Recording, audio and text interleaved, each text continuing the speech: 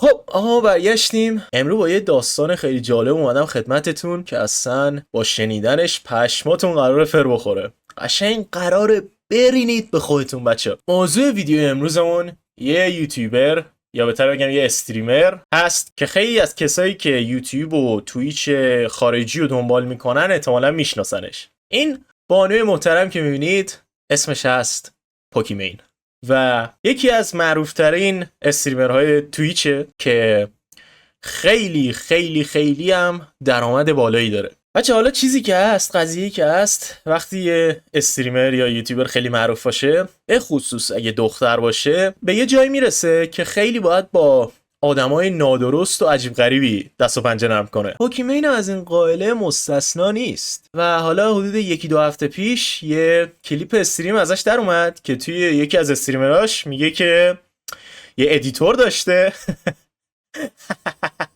یه ادیتور داشته که همیشه ویدیوهاشو 1-2 هفته دیرتر تحویل میداده. خب شاید شما ندونین ولی اکثر یوتیوبرهای بزرگتر دیگه خودشون ویدیوهاشون ادیت نمیکنن که ادیتور رو اینا استخدام میکنن، اونا واسهشون ادیت میکنن. پوکیمین هم چند تا ادیتور داشته که یکیشون همونطور که گفتم 1-2 هفته همیشه دیرتر از وقتی که باید ویدیوشو تحویل میداده. ولی خود پوکیمین گفته چون خیلی کیفیت ویدیوهاش و ادیتش خوب بوده، اینو مثلا باز نگه داشته، بازم مثلا به عنوان ادیتور اینم نگه داشته، یعنی اخراجش نکرده. حالا بچه‌ها پوکیمین چند وقت پیش یه استریم داد بیرون که توش میاد درباره این ادیتور حرف میزنه برای اولین بار. این قضیه براش مثلا 2-3 سال پیش اتفاق افتاده ولی مثلا 2-3 سال طول کشید تا بیاد مثلا اینو بگه به بقیه. میاد تو استریمش میگه که این ادیتور اومد تو دایرکتش بهش گفتش که میخواد دلیل این که خیلی مثلا ویدیوشو دیرتر تحویل میده به پوکیمین بگه.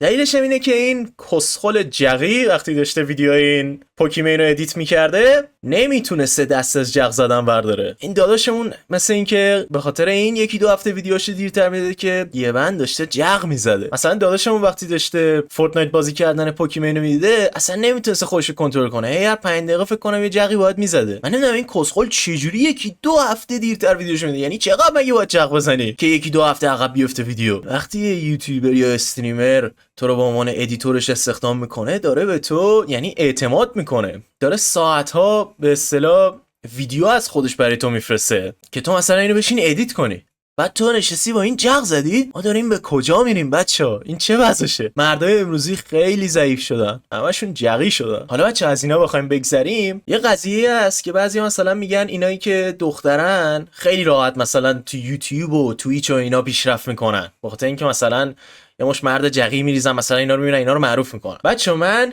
این حرفو قبول دارم، خب آره برای دخترای خود راحت‌تر از معروف شدن، ولی از اون طرف میبینید که دخترها باید با همچین کسخلای دست و پنجه نرم کنن هر روز. این تازه ادیتور یارو بوده، اگه ادیتورش این بوده فکر کن اونایی که مثلا فالوور معمولیشن چیکار میکنن. بچه‌ها کسخل خیلی زیاده تو اینترنت، ملت جغینا، باید مراقب کونت باشی حتی اگه پسری. اینا که دیگه دخترن، اصلا استریمرها و یوتیوبرای دختر شاید کارشون برای معروف شدن آسان‌تر باشه تو فضای مجازی، ولی بچه‌ها یه طرف آدمایی که اینا رو فالو میکنن خیلی جغیان، بعضیاشون باید تا جای ممکن از اینجور آدما دوری کرد. حالا فکر کن وقتی یه نفر مثلا یه دختر میاد چیز میکنه، مثلا یه چنل یوتیوب میزنه، کلی باید با اینجور آدما مثلا حرف بزنه، چت کنه، باید کسچرایی که مثلا اینا میان تو دایرکت میگن بهش باید گوش بده یا مثلا ببینه. حالا حتما نیاز نیست ببینه، مثلا مجبورش نکردن کسی ببینه، ولی خب بالاخره کنجکاوی چیزی هستی چک میکنه دیگه، نه یه موقعی دست خدا آدم که نی. بعد هر چقدر اینا رو بند کنی بازم آدمای بیشتری هستن، اینا مثل مور و ملخ میمونن بچه‌ها، هر کدومو بلاک کنی 2 تا دیگه جاش در میاد. خب حالا درسی که ما از این داستان میگیریم چیه؟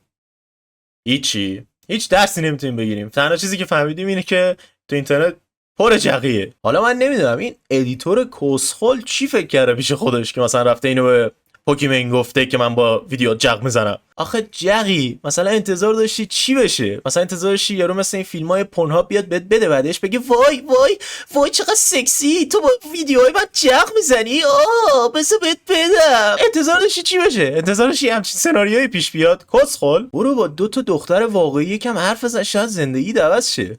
جغی